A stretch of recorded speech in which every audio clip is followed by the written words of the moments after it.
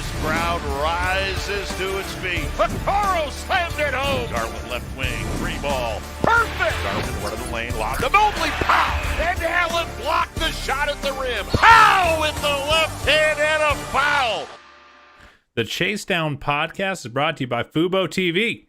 Watch over 100 channels of live sports and TV for half the cost of cable. There's no contract and no commitment. Try free at FuboTV.com. Hello. You are hearing the voice not of Justin Rowan, who has abandoned us during trade deadline season to abscond off to Mexico, to gallivant off in paradise. Some of us stick around for the hard work of the trade deadline. Just kidding, Justin. We love you very much. It is Carter Shade on the mic hosting today, but it's not about me. It's about the trade deadline. It's about the Cleveland Cavaliers on a 3-game win streak, and there is no better guest to join us to talk about deadline than Cleveland.com's Chris Fedor. How you doing, Chris? Man, I'm great. How are you, Carter? Doing good, man. We are, we're hitting the danger zone for baby number 2. We're inside 3 weeks. So, Justin takes leave to go to Mexico. I take leave to go have another baby. Oh, I think I lost you for a second there, Chris. Hold, please, dear listeners. We're gonna hammer this out real quick off live stream.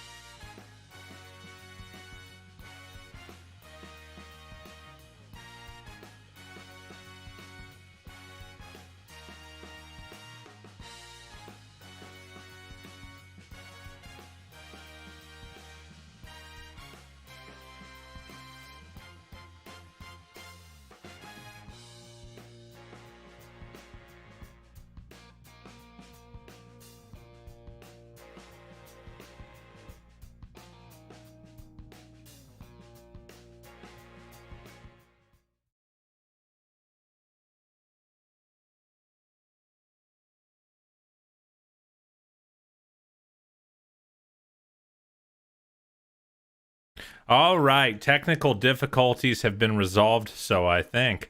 And we got Chris Fedor back. Chris, how you doing, man? Carter, I'm great, bud. How are you? I'm doing very well. Really excited for trade deadline. Really excited for the Cavs' recent stretch of play where they've won 3 in a row. And my goodness, a positive road trip, a winning road trip. It's got to feel good. But I think there's no place to start this podcast other than saying 45. 45. Chris, you wrote an unbelievable profile before the season talking about Isaac Okoro rebuilding his shot. It was I thought one of the best pieces I've ever read from you. Just awesome reporting, deep diving into how the Cavs coaching staff have completely rebuilt Okoro's shot from the ground up, and he starts 0 for 12 to start the season from 3. And, I remember we talked when I was in town for the home opener. We're like, man, come on, Isaac, we need this for the piece. And it feels like he's rewarding you just a little bit late. I mean, it's got to feel a little validating for you to see his stretch since the year turned 2023. Oh, man, the last thing that you want to do is a deep dive like that, how you talk about everything's been rebuilt, he's got his confidence back, and then he goes out and has a season where he shoots like 20% from three-point range. That would not have been ideal for me. But yes, I actually talked to Isaac about that in the locker room the other night. We joked about it. I was like, yo, man, for a while, it seemed like that piece that I did on you wasn't actually going the way that we all thought. And he said something along the lines of, it was going to take time, all about patience. And you could just sense a different feeling, Isaac Okoro, and what it does for the Cavs offense, what it does for the Cavs as a whole, what it does for his teammates when they pass him the ball. But he believes in a different way than what he did even at the beginning of the season. And once he started to knock some down, some important ones too, you sense his confidence going higher and higher every game. Yeah, it's been really, really encouraging. And I think that what we're also seeing is, especially in that Wizards game, but the Pacers game as well, he's getting closed out on. Yeah. I mean, that is the other thing that I think we just have not seen thus far in his career, where not only is he just getting wide open threes, it's actually starting to bend the defense and he's able to attack the cup. It was so funny because on the road in Houston, he got the ball on the right side, right in front of the Cavs bench, and he made a 3 from there. And then he got the ball shortly after in the same exact spot, and one of the defenders flew by, and he attacked the paint, and he tried to dunk on Şengün. And I remember in the locker room after the game talking to Isaac, I was like, because after he had done that, he turned to the bench, and he pointed to the bench, and he said something to them like, hey, look what happens when I make one of these threes. They come flying at me, and then I'm able to drive and maybe even dunk on a guy like Şengün. So I thought that was a really small but important moment. He sensed, and the Cavs bench sensed, that teams started to guard him a little differently and started to respect his outside shot a little bit more. I don't know if it's going to be like that in the playoffs. Usually you have to prove it first in a 7-game series and make them change their mind on that sort of thing. But he is knocking down some playoff type threes for this offense in some really, really important moments. And yeah, when you have a defense that starts closing out and respecting that, it opens things up for Darius. It opens things up for Donovan. Suddenly there's not as much attention on Jay rolling to the basket or Evan rolling to the basket. It's just a different style of defense that a team has to have if Isaac is going to keep shooting at a 35 to 39% clip from 3-point range. Yeah, I mean, you look at the numbers that the starting lineup is putting up. Last I checked, they were around 119 offensive rating, would be one of the best in the league. And I don't think that happens unless things are clicking. Obviously, you have high IQ players all over the floor, but you also have 3 ostensible non-shooters out there. So I think the fact that Isaac is clearly doing enough to keep these lineups working. And then I feel like on the defensive end, I think he's playing his best ball of the year. I think it's very connected. I mean, earlier in the year, you looked at his foul rate. It was double what it had been last year. Was just picking up a lot of ticky-tack fouls. Do you get the impression that he was kind of forcing it early on? Just the offense is a disaster for me right now. I've got to go prove it. And, maybe picking up some extra ticky-tack stuff as a result. I think there was some of that, yeah. I think he was trying to prove it a little bit more on the defensive end and try and make that impact. on the defensive end. I also think that he's just an overly aggressive defender, and he's always been that way. And he had to adjust a little bit to the NBA. And he's talked about it a few different times, Carter. Some of these guys know the tricks of the trade more so than Isaac does. So he had to learn things that he could get away with, things that he couldn't get away with, how close to an offensive player he could be without them, reaching the ball out and ripping through and stuff like that. So I think he had to tone down his physicality in certain senses. Like when he's off the ball, he could be more physical. And that's the way that it's always been in the NBA over the last couple of years. But when he's on the ball, he just has to be a little bit careful. Sometimes he's a little bit too overzealous when he's guarding these guys. But to your point, like even if you look back to when JB Bickerstaff made the decision to go back to Isaac Okoro in the starting lineup at the beginning of January, like that 5-man group of Darius, Donovan, Isaac, Evan, and Jarrett, it's got a net rating close to 20 just during that stretch of games. And that was during a time that the Cavs weren't really winning at the highest level, right? They were stumbling on the road. They were in the midst of a January where it was a very difficult schedule. And yet that 5-man lineup with Isaac as the starting small forward was shredding opponents. It was the bench that just was giving it up. Kevin Love in particular, Cedi Osman in particular, with some of their ups and downs. Karis LeVert as well. Yeah, I think that's on me. Volumes to like what Isaac's been able to do in that starting group. Yeah, I think that one's on me. I said I just want the starters to start winning their minutes, and I'll be happy. That's all I want. And as Justin said, the monkey paw flipped a finger, and I got what I asked for, which is, and I think Justin pulled my favorite stat from that stretch in January, where that starting five's net rating in losses was like plus 30. So like it was a total flip of perspective. But, obviously Isaac has really figured something out, and they figured something out with that starting group. I mean, they were absolutely bananas against Washington, absolutely bananas against Indy. And I did want to ask you, obviously, we're going to jump into some deadline talk. But with the names kind of reported out there, you hear Josh Hart, you hear Tim Hardaway Jr., you hear some other folks that in that ilk. Barring like a big name, like an all-star type thing, right, where that no one sees coming, do you kind of feel like Isaac has the starting 3 spot locked down regardless of what happens on Thursday? Look, there are still some people inside the organization that want to see what it looks like with Dean Wade. Because there are some people inside the organization, Carter, that at the beginning of the season thought it should have been Dean. He's a low usage, don't have to call plays for him, space the floor, really good defender too. So he brings some elements that you would think are required alongside the 2 bigs and Darius and Donovan. But like JB has always been somebody, Carter, that has rewarded the guy who deserves it the most or who is playing the best.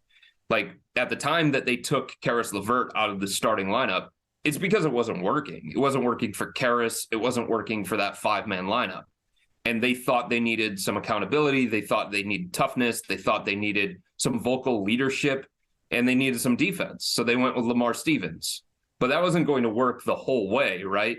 And then Lamar started to tail off a little bit. He dealt with the illness and then the injury, and then he's gone back to Isaac. So that's a long way of saying, as long as Isaac continues to play this way, offensively and defensively, that's the key. Like he needs to continue to give them something or enough offensively. Defensively, I think the Cavs understand what he's going to bring, and they've learned how to use him better, and he's shutting down some of the league's premier guards and just bothering those guys to a level that isn't usually seen. But if he continues to play this way offensively, then there's no reason to go to somebody like Dean Wade. And you can just continue to stagger those guys. You can play Dean in the second unit. So there are people that want to see what it looks like with Dean, especially before the playoffs roll around. But they're not going to force that. Yeah, it's an interesting conundrum. I think that you kind of there's pros and cons to both outcome. Okoro obviously has been so good against these star shifty guards. And especially on those teams that don't have big wings, so you can stash Donovan Mitchell on a guy like RJ Barrett, who's like a big guy, but he's not Jason Tatum. He's not putting you in under the basket. Yeah. But Dean gives you a big body to throw at those and kind of recreate last year's 3 big lineup. Where do you think that the team is best served? I think Dean is their best option consistently to be the small forward alongside the other 4. But that's just because I believe in his outside shot. I believe in the respect that he would get from opponents more than Isaac. But Isaac can continue to prove me wrong on that. He can continue to be more consistent on the offensive end. He can continue to go on this ascension that he is going on right now. And if his confidence continues to be at this level, then I think it would be hard to move him out of that group. But I remember last year, especially in the play-in games against Brooklyn and Atlanta. Against Brooklyn, they put Seth Curry, who was basically playing on one leg, to guard Isaac. And then Seth was the guy who just shaded off of Isaac. And he had like 3 straight wide open corner threes. And he missed all 3 of them. And JB was forced to yank him out of the lineup. And then he didn't start against Atlanta. They went with LeVert as the starter. So I still remember those kinds of moments. And I believe I know what teams are going to do against the Cavs in a 7-game series. And they're going to make Isaac prove it. And I think that could potentially mess with him a little bit, right? It can get into a player's head like, these guys aren't even guarding me. They're like 9 feet away, something along those lines. I have to make this shot. I have to make these shots because I'm not going to get a whole bunch of them throughout the course of the game. Yeah, and JB doesn't get to have a long leash. It's really easy to play him through. Well, it's not easy, but a February slump is very, very different from a May slump. Yep, you're right about that. And he has to have a short leash because like every possession matters in that kind of game, and you have to be quicker with your adjustments. You have to be quicker with your rotations. You have to be quicker with your decisions, all the decisions that you make. So I still have more belief in Dean as an offensive player and a consistent floor spacer and shooter that I think he deserves a shot. And I think it would make the Cavs a little bit more formidable in a 7-game series on the offensive end, unless Isaac stays at this level offensively more consistently. And I just don't know that we can expect that. Yeah, it's going to be he's going to have to prove it. There's no way around it. I do think it is interesting. I was just thinking about how Kevin Love, at least being out of the rotation for now, does kind of change that calculus a little bit because now Dean is your backup big. Yeah. Right. And you kind of want to maintain that flexibility. It's hard to find a lot of minutes for Dean at the backup 4 if he's also your starting 3. Yep. So I do think that there is. I think no matter what, right now this team is kind of built to require some Isaac at the 3. Yeah. I'll tell you one thing I'm not super worried about. I think it has become a little overblown that he struggles with big wings. I don't really think that's true. I just think Jason Tatum often scores 30 points against all sorts of defenses and against all sorts of archetypes. Like, obviously I think he's truly uber elite against these kind of shifty point guards, but I also like that. I like that you can flex him down in a way Dean cannot. I don't really want Dean chasing around Jalen Brunson as a primary assignment. I mean, to that point as well, I don't know that I want Darius Garland, not guys like John Morant and Damian Lillard, right? I don't know that I want Donovan Mitchell with all their responsibilities on the offensive end. I don't know that I want either one of those guys in those kinds of matchups. So I think that's one of the reasons why Isaac is very, very important to that starting lineup, because the 2 most ball dominant players, the 2 guys responsible for so much of the Cavs offense, can't exert that much energy on the defensive end. And Isaac takes those matchups that those guys can't really handle physically and mentally to the same level that Isaac can. And there's inherent value and a trickle-down effect to that as well. Yeah, absolutely. It's going to be really, really interesting. I do want to start moving into some deadline talk. It's obviously coming up on Thursday. You're starting to hear some reports, including from yourself, that Cavs fans might want to brace for a bit of a quiet deadline. Is that the case? Do you think that it's one of those situations where the market is just so warped? Rudy Gobert goes for $1 billion first-round picks, and now it's just too hard to get a deal done for a helpful role player with what the Cavs have available? I think there are so many different layers to this, Carter. I think the play-in tournament obviously has given teams more of a belief that they should stay in it and they have a fighting chance. And you can sit there and you can argue whether the play-in tournament is actually an accomplishment. But if you're a team like the Oklahoma City Thunder, everybody thought coming into the year that they would be a clear-cut seller. Well, they're a game back of the 10 spot in the Western Conference. And on top of that, they're only 3 games out of a locked-in playoff spot in the Western Conference.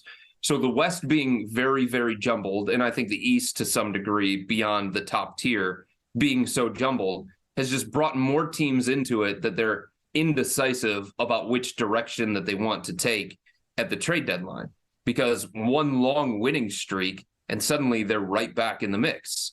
And then one long losing streak for one of the teams at the top, and then there's a reshuffling, especially in the Western Conference.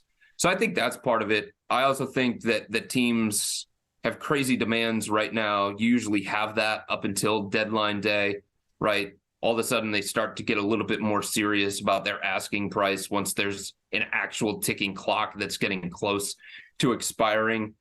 And the problem that the Cavs are running into is that a lot of these teams that are quote unquote sellers or have pieces that some of these contending teams would be interested in, those teams want future first round picks, and the Cavs cannot offer a future first round pick. By rule, they cannot. They have 8 second-rounders, and they've got some salary filler, and of course, they've got the expiring of Caris LeVert and Cedi Osman on a team-friendly contract. But they don't have the first-round pick that Utah wants for Malik Beasley, right? They don't have the first-round pick that Detroit would want for Bogdanovich. They don't have the first-round pick that, for some reason, Houston is asking for Eric Gordon, even though the whole universe believes that he's going to be bought out after the deadline.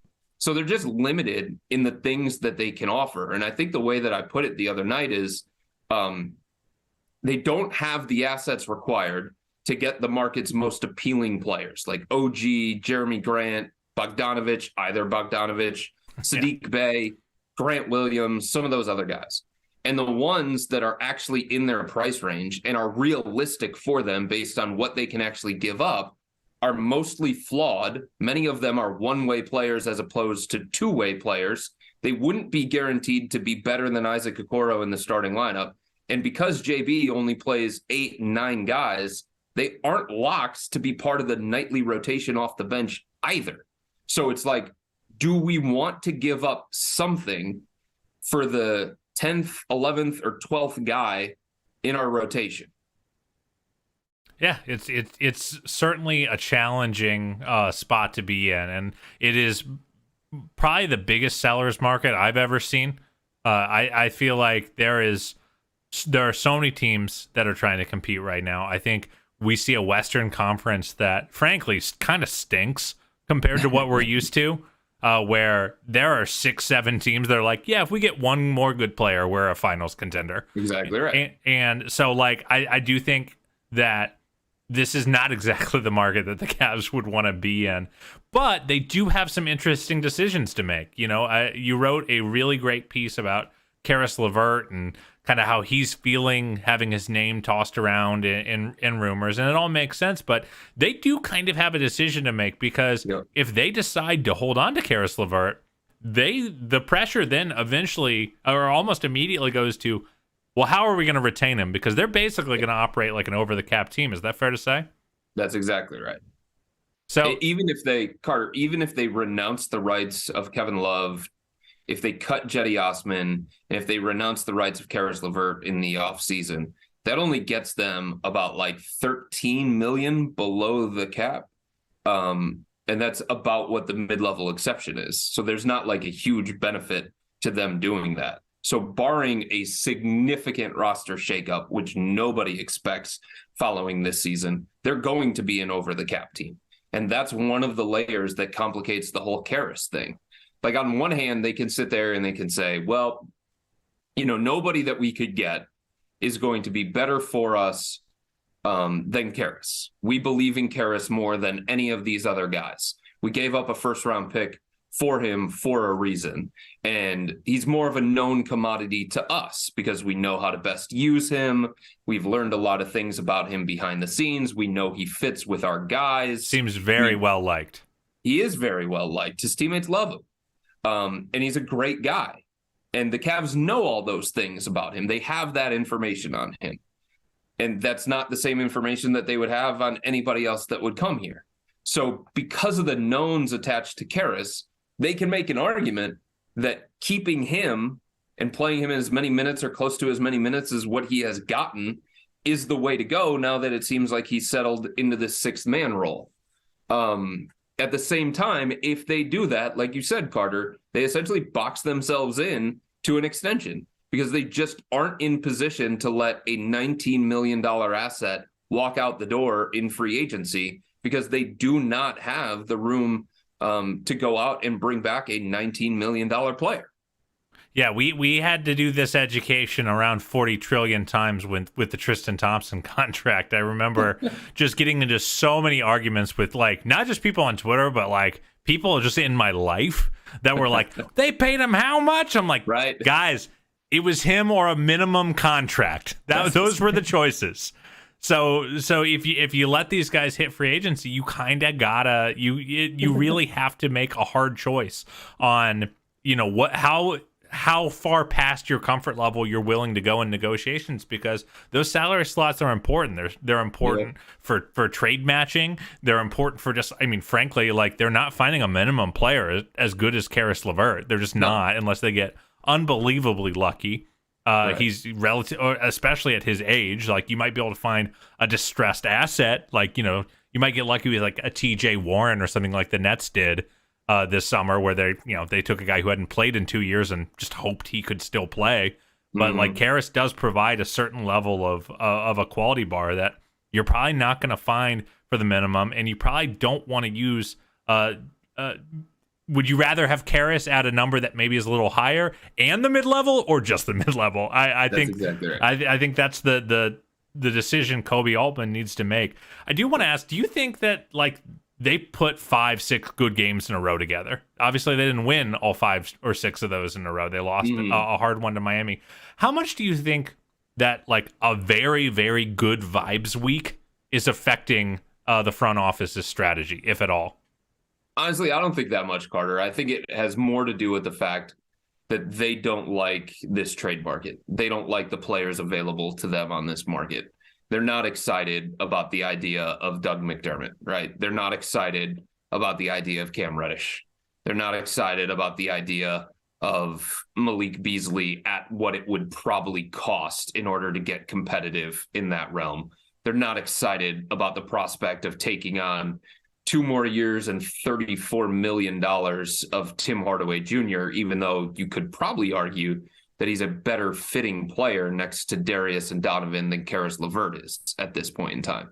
So it's just like all these different guys, they're fine, they're okay, but I don't think you can make an argument that they're clear-cut better than Isaac to start at the 3, or they're clear-cut better and deserve more minutes than Dean Wade, Caris LeVert, and some of these other guys. Like, this is a 8-9-man rotation. Everybody knows that. The 5 are set. The next 3 are set. And 9 fluctuates between Cedi Osman and Lamar Stevens based on the matchup. And maybe even Raul Neto if they need, like, a defensive-minded spark to just bother people. So it's just like, who of the players available to them is going to be a clear-cut upgrade or a significant difference maker? And there isn't one out there, not that they can afford anyway. So I think it's more that. It's not so much the way that they've played recently. It's not so much the uptick in scoring of Isaac Okoro. It's just, this is not an exciting trade market for a team that does not have a first-round pick to offer. Yeah, there might not be a clear-cut upgrade on the roster, but there is a clear-cut best video conferencing service, and that is Zoom. Chris, support for this podcast and the following message come from Zoom. 500,000 businesses connect using Zoom, a single platform for phone, chat, workspaces, events, apps, and video. Zoom enables real-time collaboration for teams around the globe. Zoom, how the world connects. Chris, I do want to talk a little bit about rotation because it's been a hot topic as the team has gotten healthy. And, I've said multiple times that I think this year kind of represents the hardest challenge of JB's career. Not that it's awesome coaching teams that are losing 55 games, but in terms of, the skill gap starts to become much, much more clear as a coach when you have to make hard decisions. You have to personality manage. And instead of benching guys who are transient NBA players, you're benching guys who are actually good at basketball sometimes. Yeah.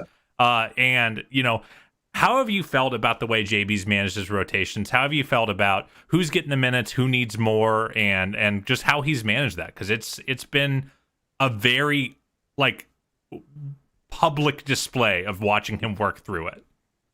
I think the only criticism that people have, and maybe I have, is it takes a little bit longer than you would think for him to make these decisions. But I feel like he gets to that point and he pushes the right buttons a lot of times. Like some of these moves that he has made have been criticized based on immediate perception. Oh, it's not going to work. Remember last year, Carter? Remember when the season started? And I had written that he was probably going to go with Lauri Markkanen as the starting small forward. Everyone's like, this dude's nuts. He doesn't know what he's doing. It's not going to work. And people had preconceived notions. But it's me. The only way I'm that the problem. It's me. The only way that you find these answers is by experimenting throughout the course of the regular season. And it's all about what you want to use the regular season for. And I think JB was like, hey, there are some things that I need to figure out. There are some things that I need answers to. And the only way that I can get these answers is just trying it out and seeing what happens. And maybe it's going to succeed. Maybe it's going to fail.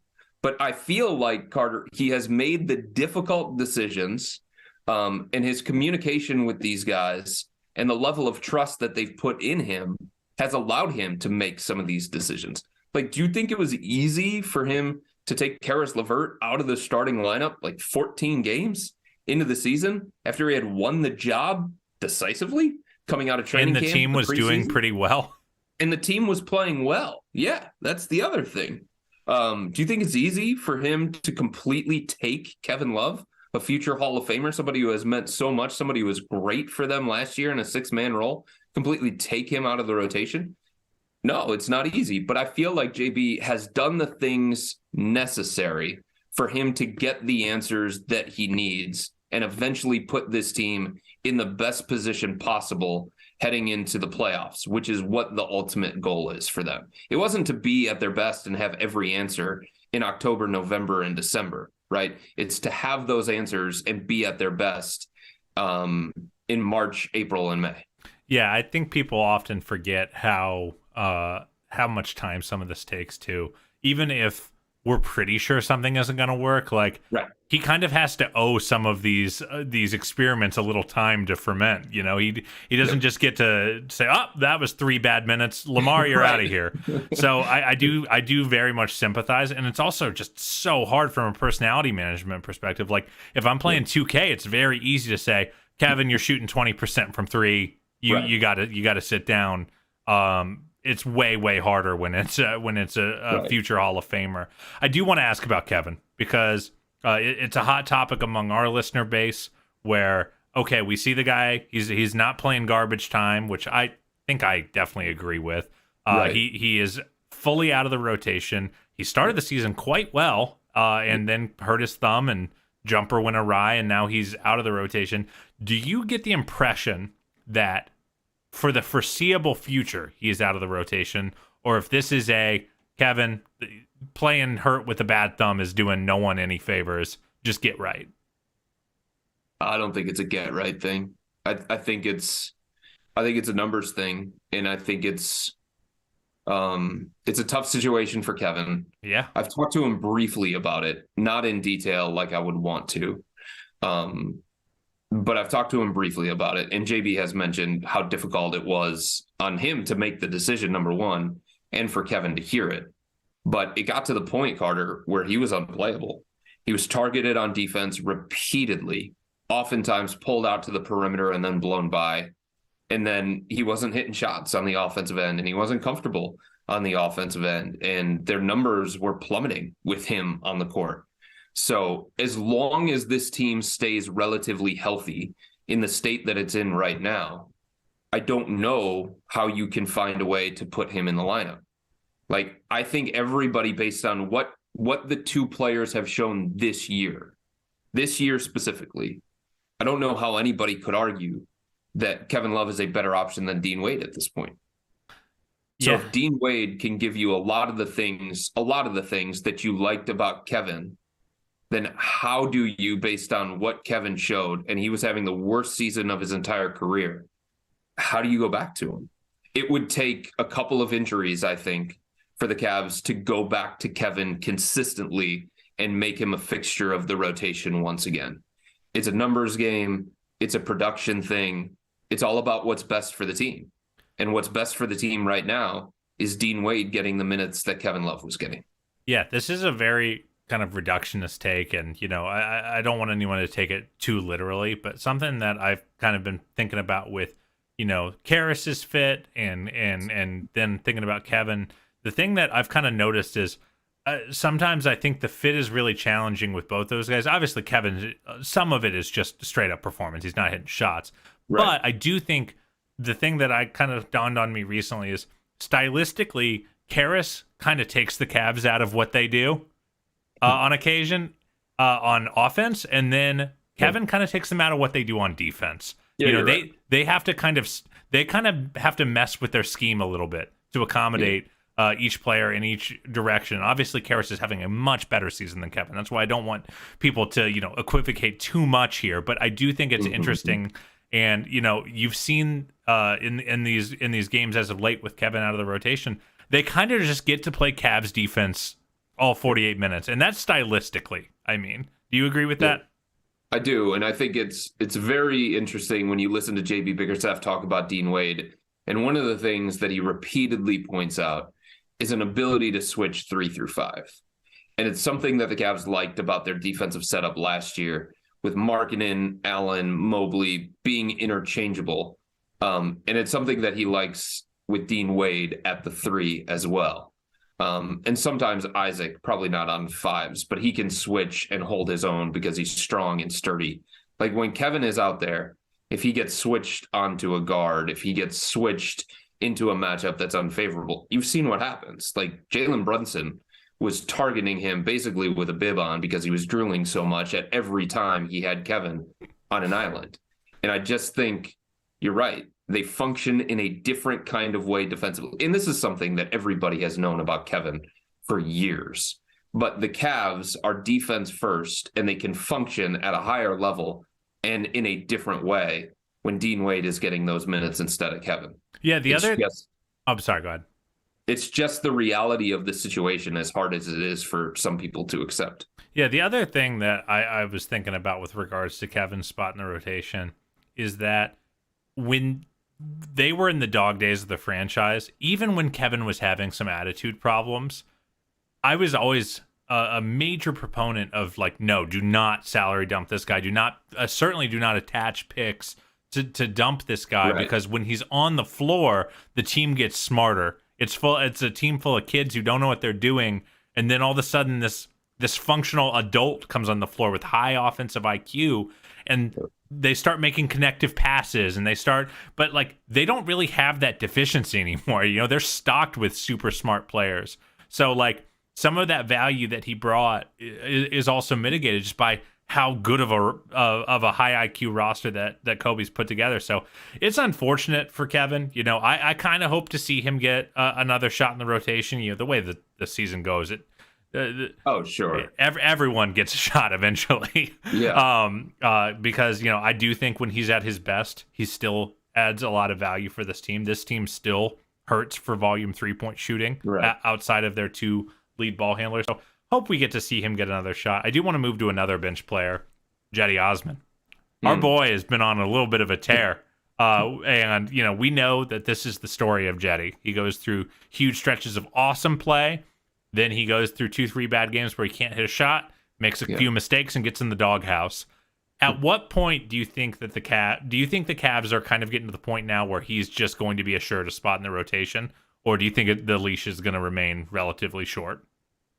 I asked JB about that the other night, Carter. I said, is there anything that you can do, despite how tight you like your rotation, to make Cedi more permanent based on the way that he has played? And JB said, Chris, I've got to find a way. He has earned it. So I think they want to find minutes for him. But I think he's like that swing guy at the end of the rotation, right? Like Ricky Rubio's a lock. Karis LeVert, as long as he's here, is going to be a lock, and he's going to be a high minute guy. And Dean Wade, because of how much the team likes him and some of the stuff that he brings to the table that other guys on this roster don't, especially with Kevin not being playable at this point in time, like those guys are going to be the top 8. So then Cedi is going to have to fight for minutes in certain matchups. Dean plays the 4, Cedi plays the 3. Or some matchups, Dean plays the 3 and Cedi plays the 4, however you want to break it up. But I think the way for JB to do it is trim some of the minutes here or there, like a little bit from Karis, maybe a little bit from Rubio, maybe a little bit from Dean, maybe a little bit from Donovan, so you're not running him into the ground in the regular season, and then find a way to get Cedi out there and see, like, if early on he's providing that spark, if early on he's a positive for you, then you continue to roll with him. I just think the reality of their situation and the reality of Cedi and the kind of volatile player that he is, he's going to continue to be on a shorter leash than maybe some fans would want. Yeah, and one thing I continue to hammer, and I'm sure our listeners are starting to get sick of hearing me say it, but I just think it's so important, is it is so freaking hard to play even a 9-man rotation when you have 4 dudes playing 35 minutes. I know. You know, like the if you just are looking at just the bean counter of minutes going away, you know, it's a huge minute share. And you probably don't, especially when you get to the playoffs, you kind of want those guys all playing in the mid to high 30s. So it is going to be hard. One thing I do think JB deserves a lot of credit for is that on nights where Karis doesn't have it and Cedi does, Cedi gets minutes. He gets to play. Like, right. I do feel like JB is a very utilitarian coach in that way. And, you know, it's going to be interesting to see, because if Cedi just keeps playing well, I think he'll probably eat, you know, maybe instead of 30-15 split for Karis and him, it's, you know, it's 22-22 or something like that. So it'll be really interesting to see where that goes. I do want to I have a couple more, and then we can let you go. All good, man. I got time. Donovan Mitchell.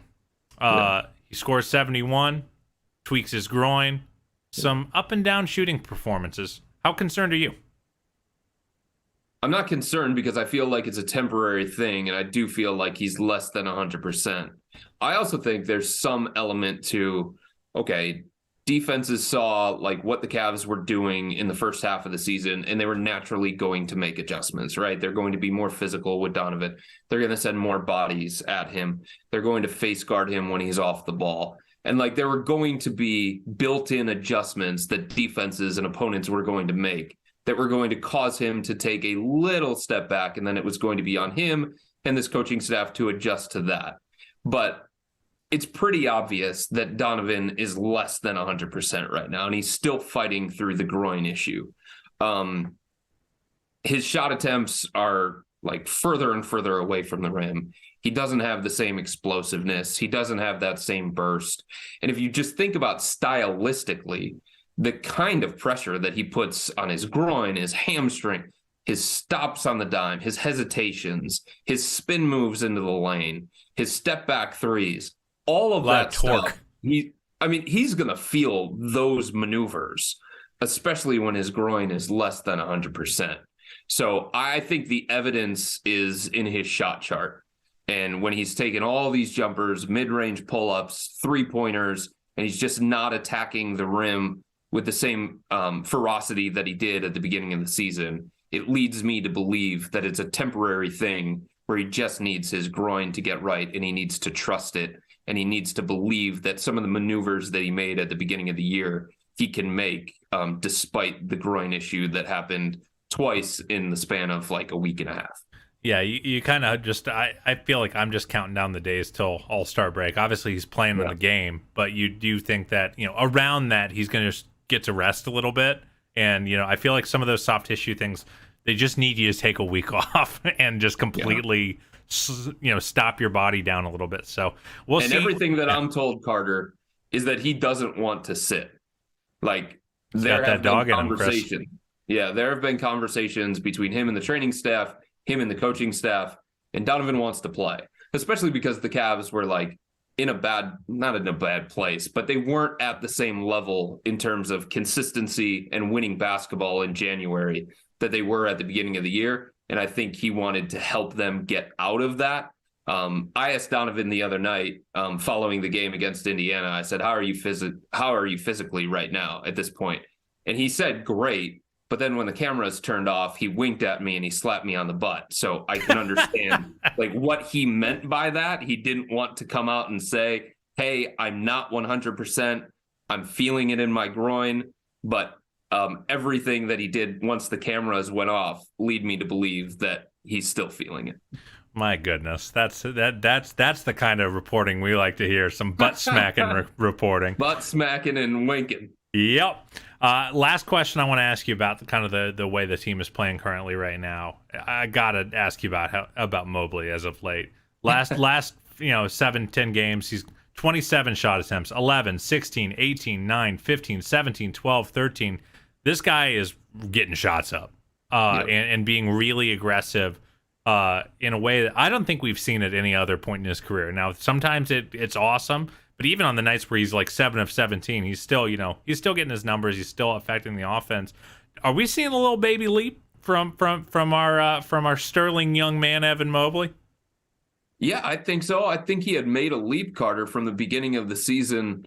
Regardless, it just wasn't showing necessarily in the stat sheet and in terms of production. I just think Evan's the kind of guy, Carter, that he's always going to find a way to make an impact, possession of possession, night by night. And what he does best won't always show up in a traditional box score. But that doesn't mean that he hadn't improved. You know what I mean? And I think we're seeing another leap offensively, like a mini leap offensively, where he believes more in his game, where he's got more trust in his series of moves and his counters and his post attacks. And he's starting to call for the ball, and he's starting to be more aggressive and assertive on the offensive end. And I think that's really, really good for him, because I think there were times at the beginning of the year, not that he didn't have confidence, but he knew he wasn't as strong. He knew he wasn't as polished offensively. He knew that running the offense through Darius and Donovan at that point was probably better than his post-ups, his face-ups. And I think he had to grow into believing, no, getting me the ball close to the rim where I can operate in the post and I can go to that feathery hook with either hand, or I could go to that turnaround fadeaway. Like, that's valuable for us as well. And I need to call for the ball. I need to tell them to keep me involved in the offensive end. And I think you're starting to see that from him. And I think that comes with confidence. I think that comes with him getting physically stronger. Like, he is in the weight room every single day. He is taking like nutritional supplements after every single game. He is committed to getting his body where it needs to be. And with that added strength comes belief and confidence.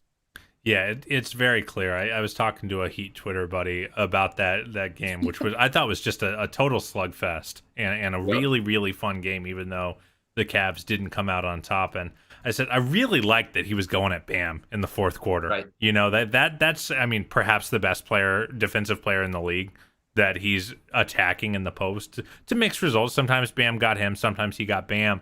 But like, that level of aggression and confidence is exactly what you want to see. And it's not coming at the expense of playmaking. In his last 5, he's had 3, 4, 5, 4, and 2 assists. I think he's really starting to put that package together. And I continue to feel validated and feeling like I don't really care if he can shoot threes right now. Right. Like, because the offense can clearly hum even alongside Jared Allen without that 3-pointer. That's the thing. Just because he wasn't shooting 30% from 3-point range and evolving from the 3-point line at the rate that, some fans wanted him to. That didn't mean that he hadn't gotten better, right? That didn't mean that he wasn't progressing. He was still doing so many other things where you said, okay, he's starting to figure it out. Okay, he's a better player than he was as a rookie. Like, there was enough evidence of that without him making threes at a consistent rate. And if that shot comes, if it does, and it's not there yet, and I think it's going to continue to take more time, but if that shot comes, like, we're talking about somebody who has the ability to be an unguardable force on the offensive end. Absolutely. To go with defensive player of the year type stuff at that end of the floor. Yeah, we are very, very lucky as Cavs fans to get to root for a team with this many young stars. I do want to end it with one final trade question, Chris. Throw away reporting, throw away professional, like, I got to make sure that my sources are right. Throw away any reporting on likelihood. Who is your favorite name on the trade market for the Cavs? Obviously, like, throw out OG Anunoby, these guys who are at another tier. And your answer can be Stan Pat. So, are you talking realistic? Reasonably realistic. Not all-star level players, but just like guys who have been reported to be on the market. Who do you think fits best? I think either Bogdanovich would be a home run for the Cavs. Yeah. I mean, Bojan Bogdanovich, so yeah, he would be the perfect fit for the Cavs. He can play the 3 and the 4. He's played alongside Donovan.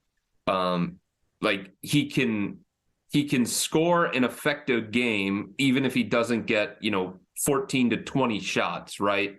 And I think because of Detroit's demands and what they have in terms of salary cap space going into the offseason, like, there's not a huge reason for them to dump him right now unless they get blown away by an offer. And I don't think the Cavs are in any position to blow them away with an offer, but he would be a home run. Like, if you're talking about the ideal fit, it would be him. Yeah, he's either Bogdanovich would really be awesome. Obviously, the Bogdanovich playing for Atlanta is a little bit smaller, but heck of a ball handler, has playoff reps, and I keep thinking about kind of elite shooters. I think my trade crush that obviously I haven't heard a single ounce of reporting around this, but my trade crush remains a guy like Luke Kennard. Just an absolute stone cold killer from 3. And doesn't do much else. Isn't the best defender in the world. Has shown some pick and roll, but not much. But I just think about how valuable it would be for have a bona fide 40% volume 3-point shooter, especially when one of Darius or Donovan are sitting. I keep going back to that. One of the things that's so hard for this team right now on nights where their other role players aren't hitting is when one of those star guards is sitting, there's just not a lot of spacing out there for the remainder. And anyone who brings bona fide movement shooting, I'm going to have starry eyes for them, whether it's at the deadline or heading into free agency this summer. I think that's also one of the complications with LeVert, right? Yeah. I think the Cavs really have to figure out, okay, so he is at his best. Every metric points to this. He is at his best, and we are at our best when Karras is out there and one of Donovan and Darius are not. Right? So, like, what does that mean for us in terms of his value? Like, do we look at it and say, well, we've got to hang on to him?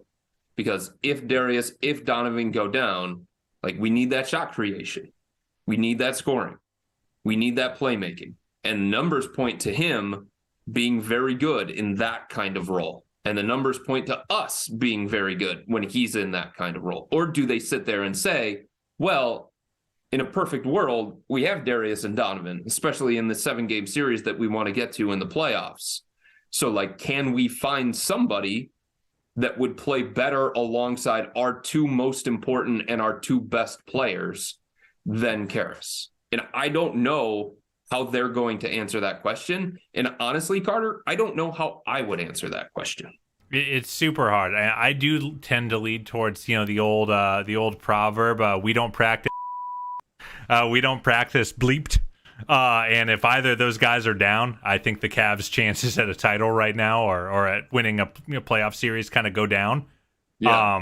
I think that it is hard, especially in the modern NBA, where seeding is going to matter in this Eastern Conference. And guys are going to miss 5 to 10 games stretches. Yeah. So it as much as I said this is JB's biggest challenge as a coach, I really think this is Kobe's biggest challenge. I've talked about the fact that it's a lot easier to be the GM that jumps in as a third team in a deal, and no one cares if you get a good value, because they're like, yeah, the Cavs, they stink, whatever, we'll give them Jared Allen.